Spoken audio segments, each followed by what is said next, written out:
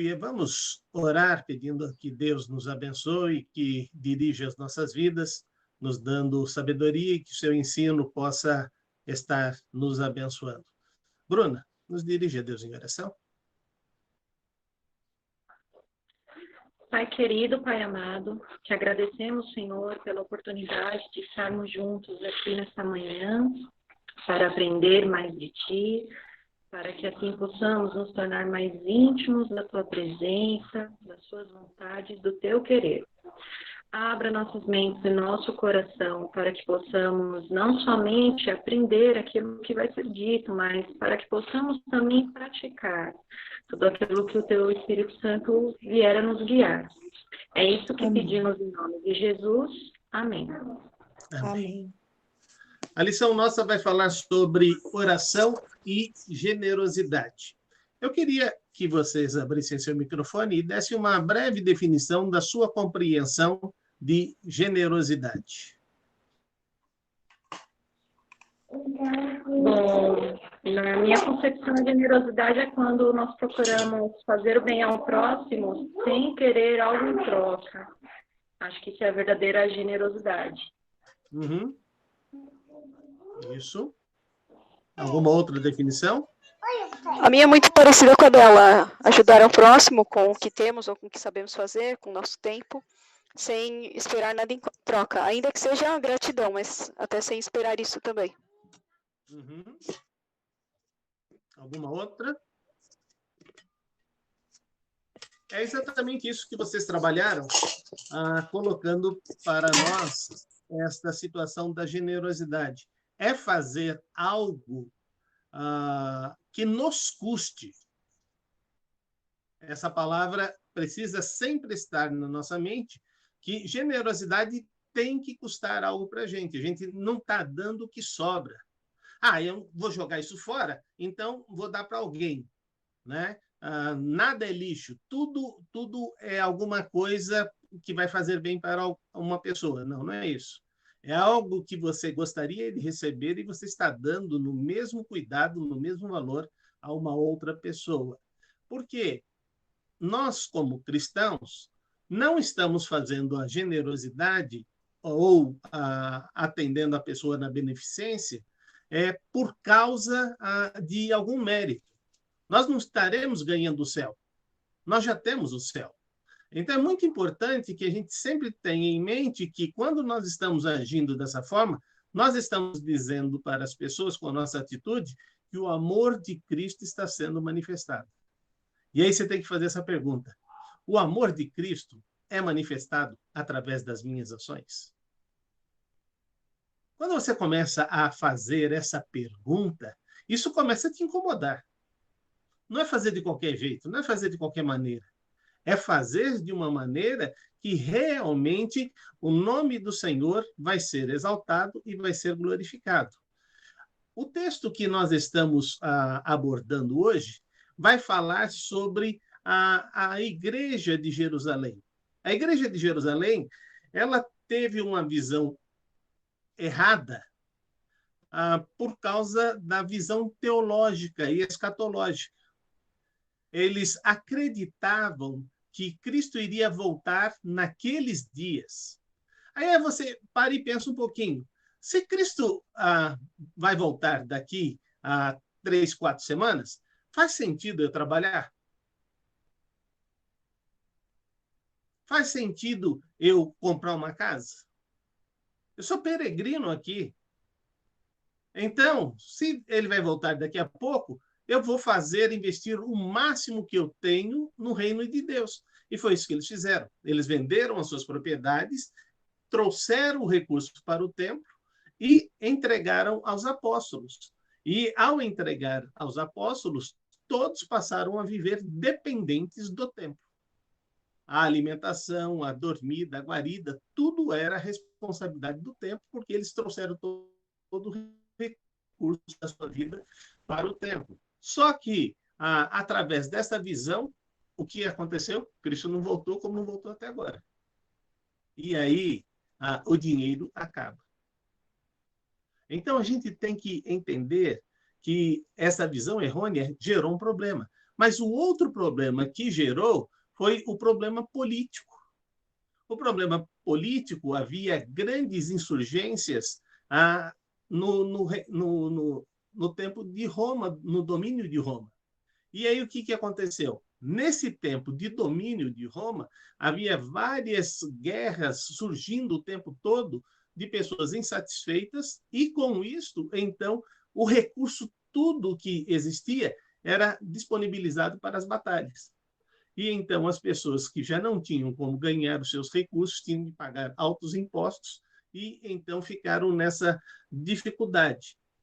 E também situações difíceis para aquele comércio que era comum entre eles, deixou de existir. Por isso eu queria que você me fizesse uma colocação. Hoje, temos alguns aspectos semelhantes ao que estava acontecendo lá. A pandemia, algumas pessoas pensaram que era algo passageiro, rápido, e começou em março. O desemprego veio numa grande dimensão no mundo inteiro, e com isto, então, as pessoas perderam o seu poder. Os governos abriram seus caixas e distribuíram parte da sua receita. Só que não dá para manter o povo ad infinito. Aqui no nosso país, só pessoas que receberam os benefícios foi acima de 50 milhões de pessoas. E o que se estava esperando era uma contribuição, no máximo, até 25 milhões. Esses outros 25 nem eram existentes para o governo. Então, eles tiveram que se cadastrar, e agora tornaram-se visíveis para o governo, e que dobrou a necessidade do país. E aí eu queria fazer uma pergunta. O quanto nós somos responsáveis por tudo isso que está acontecendo? Aí eu queria ouvir vocês.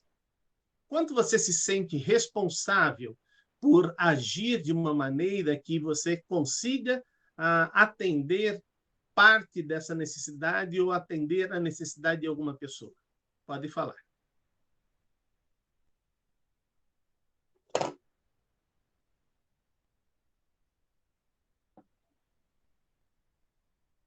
É só apertar aí o microfone e falar.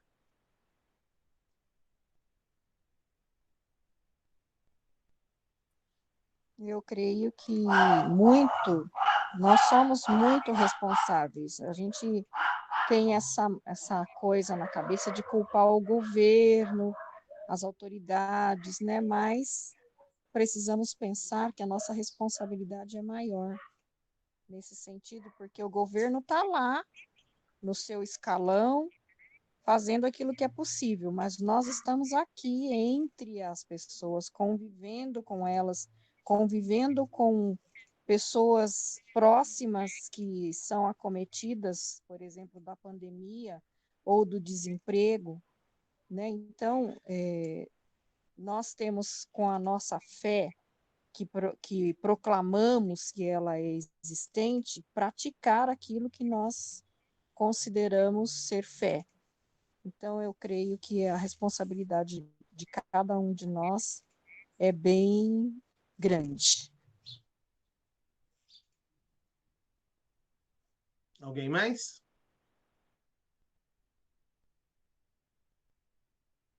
Eu acredito a resposta tem muito enfatizada no livro de Isaías, se a gente voltar um pouquinho, questão de cuidar do necessitado, do órfão, da viúva, mas isso também para todo tempo, né? Em tempos de pandemias, esses tempos de catástrofes globais que a gente está vivendo, é a questão de intensificar, mas é para todo tempo, né? Cuidar dos órfãos, das viúvas, dos necessitados, daquele que tem fome, praticar a justiça.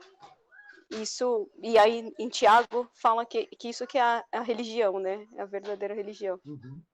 Exatamente. Uma coisa que eu queria que vocês olhassem na sua Bíblia, que é Hebreus 13:16. E ali ele vai falar uma coisa importante. Não se esqueçam de fazer o bem e de repartir com os outros o que você tem, pois de tais sacrifícios Deus se agrada.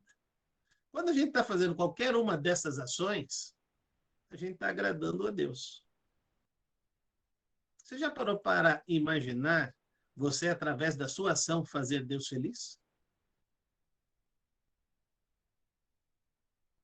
E aí você tem que fazer uma pergunta. Quanto eu tenho feito Deus feliz? Isso é tudo de bom, né, pastor? É o que a gente espera. Uhum, é verdade. E isso é algo importante. Mas é interessante que a gente diz assim, olha, eu vou precisar ter o recurso para poder fazer. Isso é uma verdade? O que vocês acham? Acho que não.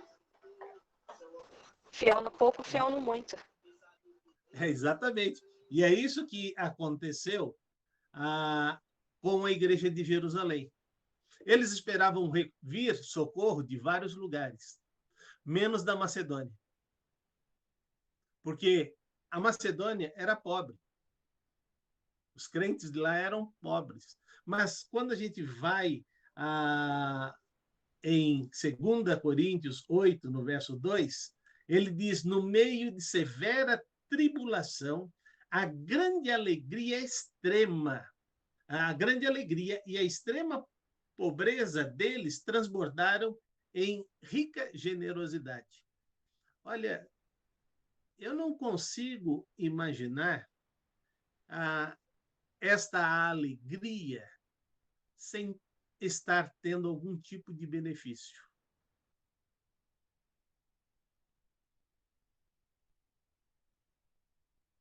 E eles se sentiram partes desse compromisso.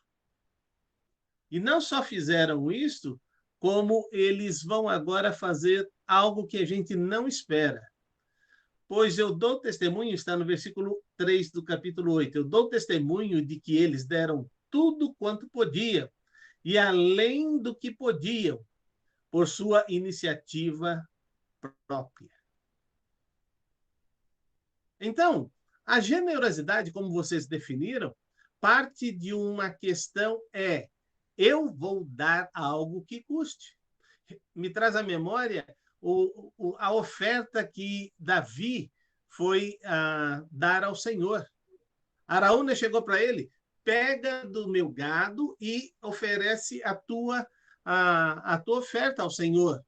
E aí Davi disse, eu não darei ao Senhor algo que não me custe nada. Pare e pensa um pouquinho. Como é que hoje nós estamos agindo?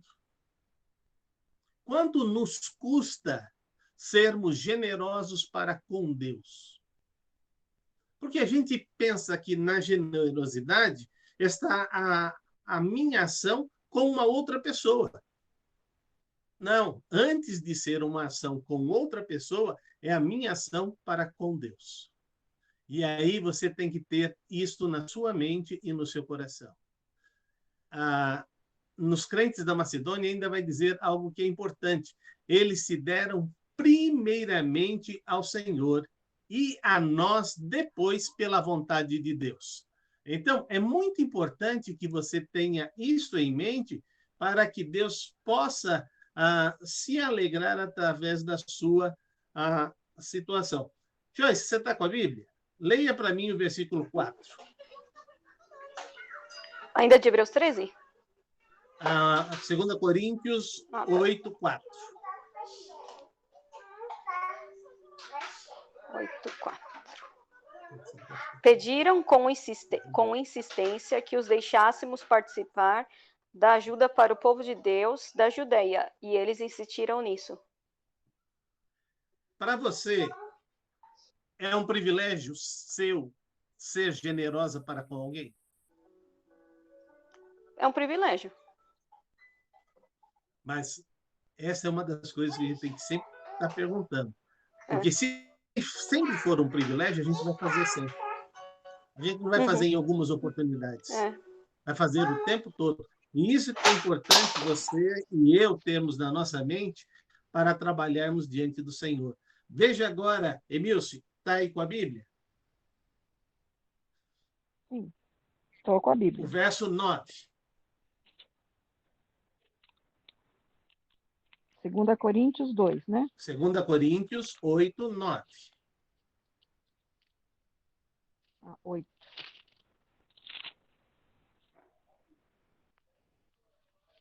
Porque já sabeis a graça de nosso Senhor Jesus Cristo, que, sendo rico, por amor de vós, se fez pobre, para que pela sua pobreza enriquecesseis.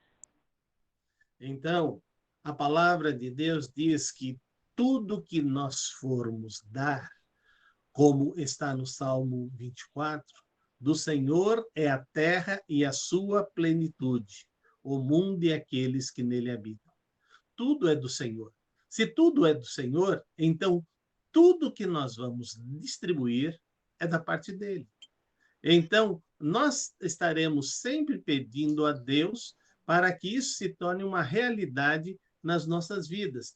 E assim, através da riqueza daquilo que Deus faz na minha vida e através da minha vida, eu posso distribuir às outras pessoas. E é interessante que quanto mais eu der, mais eu terei para dar. E esta é a grande bênção. Então, quanto mais eu distribuir, mais eu vou ter para distribuir. É mais ou menos como o nascedouro de uma mina de água. Para que a mina possa continuar a produzir, eu tenho que manter em volta dela completamente limpa. E se isso acontecer, então sempre vai brotar água dessa mina. Não vai ter pressão sobre ela. A mina surge só a partir do momento que a força da água que está embaixo é maior do que a resistência do que está em cima dela. Então, se eu manter limpa esta mina, sempre eu vou ter disposição para distribuir as coisas. Você já ouviu no passado, talvez, essa frase, que um pai sustenta 10 filhos, mas 10 filhos não sustentam um pai. Então, é muito importante você ter em mente que o pensamento do passado, eu vou ter muitos filhos para que eles possam cuidar da minha velhice, isso pode não ser uma realidade. Mas é importante que nós tenhamos em mente que Deus está trabalhando na nossa vida e nos mostrando. Agora, vamos para o capítulo 9 e vamos ver, então, afeito a lição de hoje. No versículo 9, versículo 5, diz o seguinte, de 2 Coríntios. Assim, achei necessário recomendar aos irmãos que visitem antes e concluam os preparativos para a contribuição que vocês prepararam. Então, ela estará pronta como oferta generosa e não algo dado com avareza. Se nós estamos dando generosamente, nós temos que planejar essa generosidade. E é isso que você tem que estar perguntando. O missionário Calixto, da Junta de Missões Mundiais, há algum tempo atrás, na campanha de missões, ele disse uma frase que ficou sendo repetida várias vezes.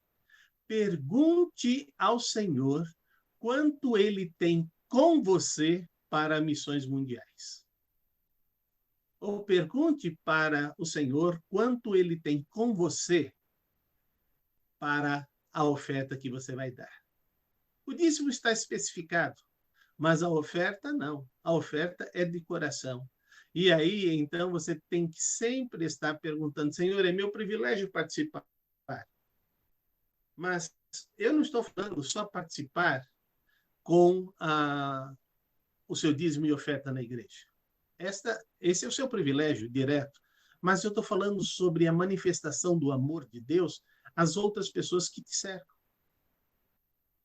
Muitas vezes, a sua generosidade não será meter a mão no bolso. A sua generosidade é assumir um compromisso. Todos os dias eu vou ligar para 2, 3 pessoas. A hora que acabar essa pandemia, eu vou visitar 2 pessoas. Nós temos tempo para gerenciar estas coisas. Eu vou convidar alguém para tomar um chá comigo? Assim que acabar todo esse tempo de isolamento, nós precisamos voltar a fazer mais do que isto. Todos nós estamos vivendo um tempo de grande dificuldade por estarmos isolados. Nós carecemos de relacionamento. E os relacionamentos hoje, eles precisam ser mais humanizados, já que nós estamos tratando desses relacionamentos a longa distância. Mas podemos demonstrar o nosso amor e o nosso carinho. Veja agora o versículo 6 do capítulo 9. Leia para mim, quem puder.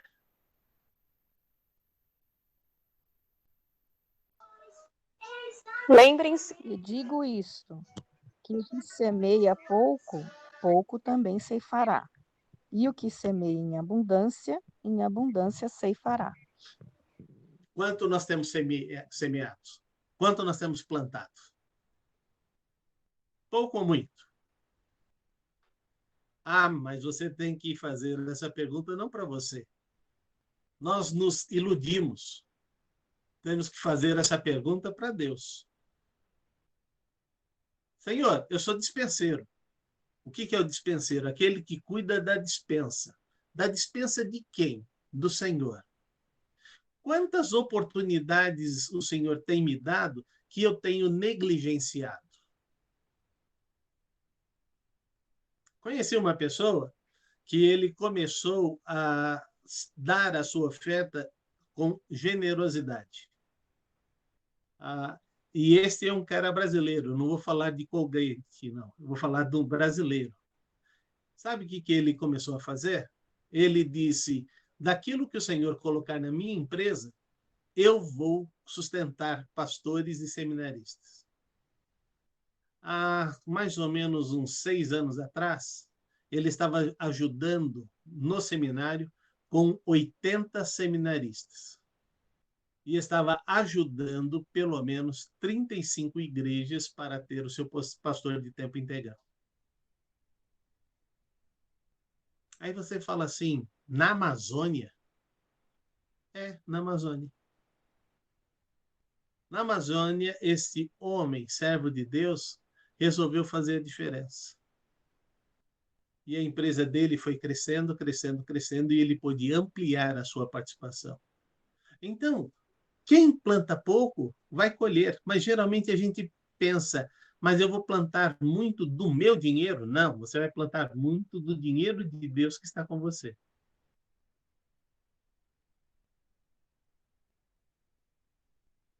Aquele homem que foi abençoado por Deus, ele só pensou nele. Eu vou derrubar os meus celeiros, vou fazer celeiros ainda maiores. E vou dizer para a minha alma, come, bebe, regala-te. Deus aparece para ele e diz, louco, hoje eu vou pedir a tua alma. E o que você tem, para quem vai ser? A generosidade, ela tem pressa. Porque nós não sabemos o tempo nosso. E se nós não sabemos o tempo nosso, temos que usar o tempo de Deus. A oportunidade que Ele nos dá é a oportunidade que vamos exercitar e vamos colocar o tempo todo em prática. E é isso que Ele está colocando para cada um de nós. Por isso, a 2 Coríntios 9:7 é um versículo que todos nós conhecemos muito bem. Cada um dê conforme determinou o seu coração, não com pesar ou por obrigação, pois Deus ama quem dá com alegria. Na palavra de Deus, ele diz, se não for com primazia, não é para Deus. Como assim?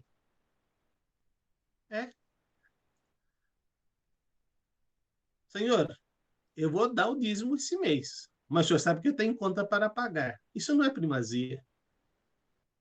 Isso não é uma ação alegre. Estar com uma situação alegre é, Senhor, muito obrigado pelo grande privilégio que o Senhor me dá de ser um sustentador. O grande missionário de missões modernas, ele disse uma frase, eu vou descer às minas quem é que vai sustentar as cordas?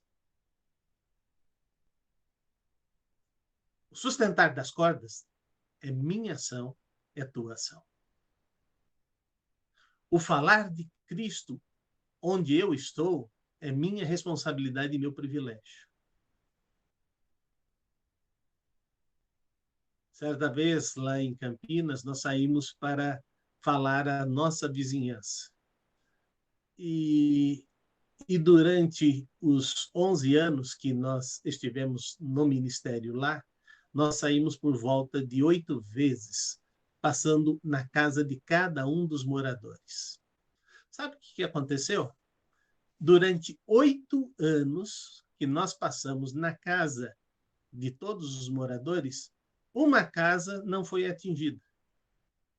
Uma casa não foi atingida por 8 vezes.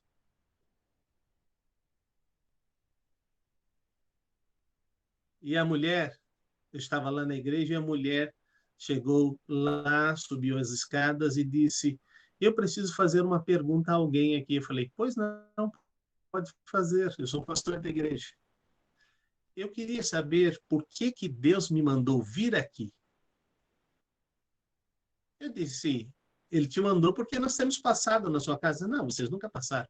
Você mora aqui há quanto tempo? Há mais de 10 anos. Nunca passamos na sua casa? Nunca passaram na minha casa. Eu falei: nós cobrimos todas as casas desse bairro e pulamos a sua casa? Se pular, eu não sei. Só sei que nunca eu recebi nada da parte de vocês. Mas por que Deus me mandou vir aqui? E então falei do amor de Cristo, aquela senhora se compreendeu e ela aceitou a Jesus Cristo, foi batizada por mim e nós começamos a conviver de um relacionamento muito intenso. E um dia ela ficou doente, ela tinha 2 filhos que nós amávamos muito, a gente tinha uma convivência porque era da idade dos nossos filhos, e aí ela teve um aneurisma e veio a falecer. Terminou o tempo dela.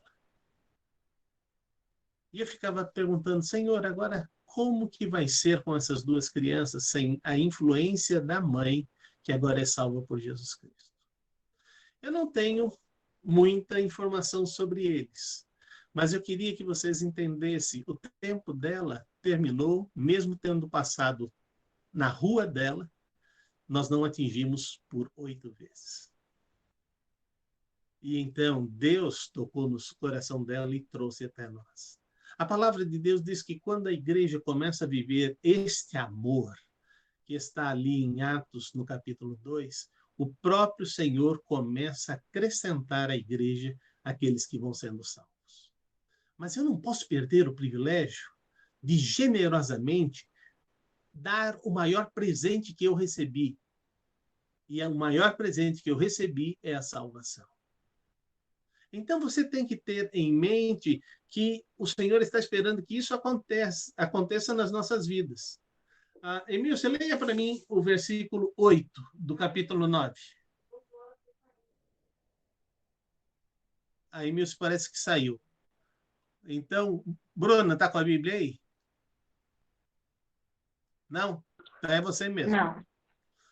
Tá, então, Joyce, leia para mim.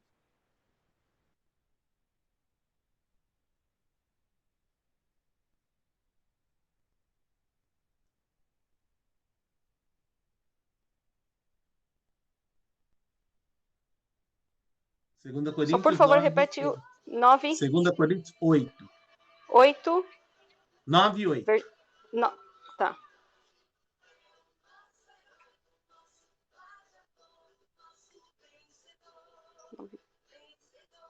E Deus pode dar muito mais do que vocês precisam para que vocês tenham sempre tudo o que necessitam e ainda mais do que o necessário para fazerem todo tipo de obras, de boas obras. Então, se eu decidir fazer, Ele me dará, acrescentando à minha vida, o recurso que eu preciso. Você entendeu isso? E Ele vai fazer que seja transbordante, que eu posso fazer muito mais até do que aquilo que eu pensei, do que aquilo que eu almejei. Então, Deus está colocando na minha vida e na sua vida a grande oportunidade de semear o tempo todo. No versículo 10, aquele que supre a semente ao que semeia e o pão ao que come, também lhe suprirá e aumentará a semente e fará crescer o fruto da sua justiça.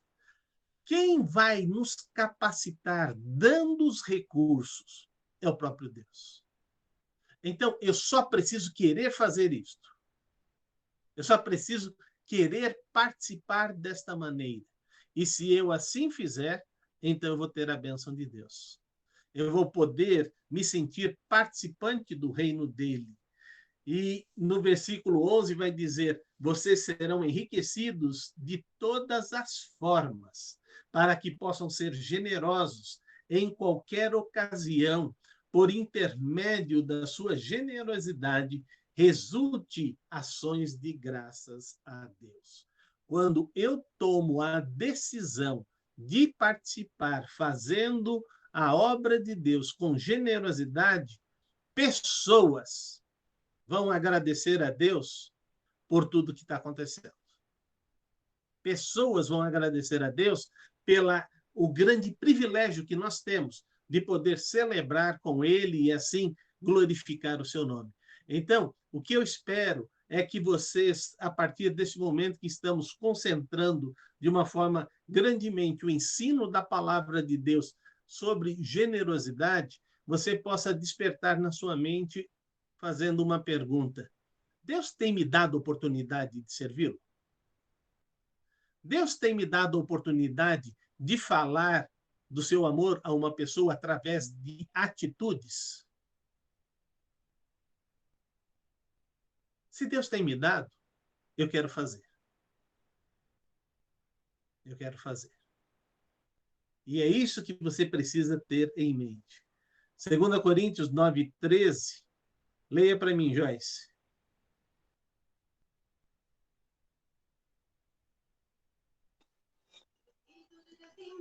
9:13. Eles darão glória a Deus, pois esse serviço que vocês estão prestando mostra a eles como vocês são dedicados ao Evangelho de Cristo, que vocês aceitam e seguem. E eles também darão glória a Deus pela oferta generosa que vocês estão dando a eles e a todos os outros. Esta é a grande bênção que nós temos para se colocar diante de Deus. E eu gostaria que agora você trabalhasse comigo fazendo uma reflexão. Quando temos consciência de tudo, que tudo pertence a Deus, então tudo está debaixo da administração e nos torna mais consciente da presença de Deus. Quando eu estou agindo de uma forma generosa, eu estou experimentando da parte de Deus a bênção de servi-lo. Eu gostaria de dar oportunidade agora para você poder compartilhar um pouco sobre o que desperta esse estudo da palavra de Deus na sua vida.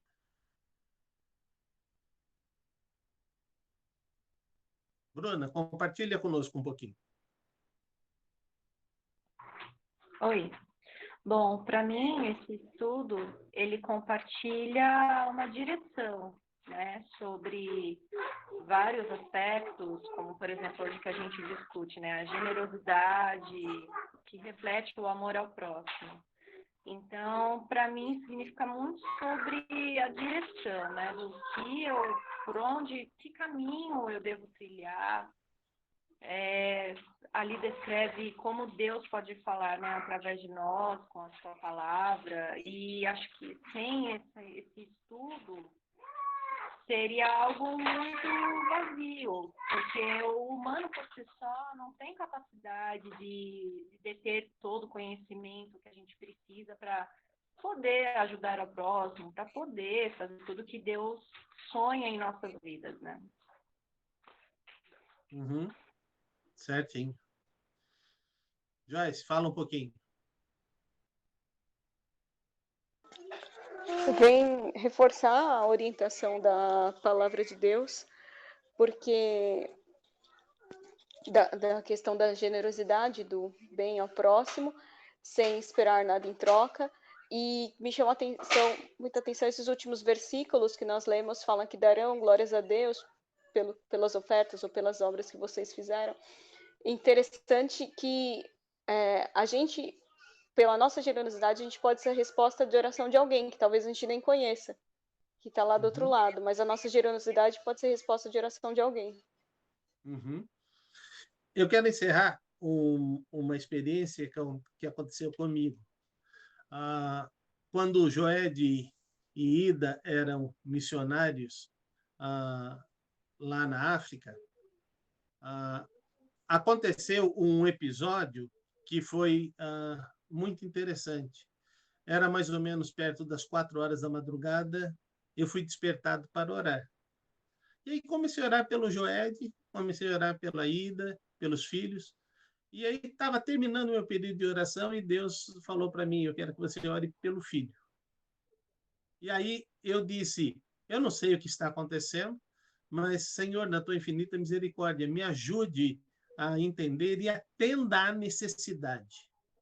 Passou um tempo, 6 meses depois, eles vieram para o Brasil fazer promoção missionária e eles foram na igreja. E eles foram na igreja num dia que ninguém tinha me anunciado que eles viriam. E aí eles chegaram, oi, pastor Solovi, queridos, que bom que vocês estão aqui. Não avisaram de novo que a gente vinha? Não avisaram, mas não tem problema, a casa é de vocês, né? Então, pode falar.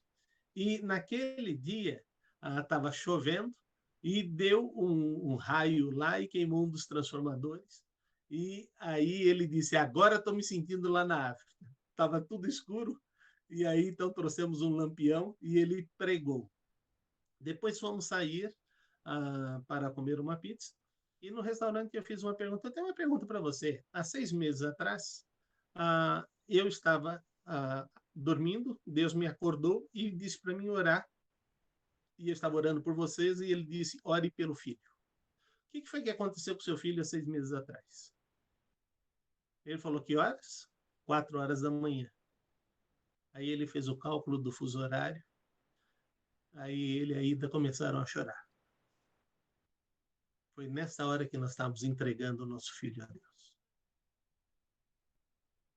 Eu sou médico, mas não havia mais nada que eu podia fazer por ele. E então nós ficamos sentados ao lado da cama, segurando as suas mãos, e não tinha absolutamente nada mais, aguardando a morte dele. E aí nós dormimos ao lado da cama, de manhã acordamos com ele balançando a mão dele e levantando e saiu correndo para ir brincar, como se nada tivesse acontecido. E aí ele disse, é a sua oração e a oração de outras pessoas que Deus despertou para orar no mesmo horário para fazer essa obra. Sabe, Deus nos dá o privilégio da gente ser participante. A gente só precisa querer ser o participante. Então, você tem que começar a fazer uma oração. Senhor, a minha vida é tua e eu quero ser usado por ti. Faz da maneira como o Senhor quiser. Me torne um instrumento para que eu leve a tua mensagem. Se isso acontecer na sua vida, você vai poder abençoar outras pessoas. Tenho um desafio para vocês que estão aqui na aula comigo. No próximo domingo, quero vocês e mais um. Então, cutuca aí o pessoal para que eles voltem a participar e eu tenho certeza que será uma grande bênção. Eu estou muito feliz porque vocês estão aqui conosco e que Deus abençoe grandemente a vida de vocês. Vamos orar? Ó Pai, obrigado porque a Tua palavra nos fala de uma maneira tão clara. E o Senhor nos diz sobre o privilégio de usarmos a oração como a maior ferramenta para que o Teu nome possa ser engrandecido. Ajuda-nos a sustentar as pessoas. Ajuda-nos a sermos participantes dos seus sofrimentos. Ajuda-nos a compartilhar o teu amor, como o Senhor tem nos alcançado. E que possamos sempre ter na nossa mente e no nosso coração que aquilo que estamos disponibilizando vem da tua parte e que em tudo o teu nome possa ser engrandecido. Obrigado por tua bênção, obrigado por tua direção, obrigado pela maneira poderosa que o Senhor nos fala e que a nossa oração se torne cada vez mais um instrumento poderoso sendo usado por cada um de nós. É isso que eu suplico, em nome de Jesus. Amém. Fiquem com Deus, que Deus abençoe grandemente. A aula foi gravada e vai ser disponibilizada como era no passado, para que outros possam ver. Tá bom? Só que dessa vez vai ter a sua participação. Tá bom? Deus abençoe. Amém. Muito bom estar com os irmãos, viu? Muito bom. Deus abençoe aí. Muito obrigada pela aula, viu? Com certeza o pastor foi muito usado. Amém, amém. Amém. Deus nos abençoe e que Deus continue falando a cada um de nós, tá bom? Amém. Fiquem com Deus. Aí você pode já sair da sala.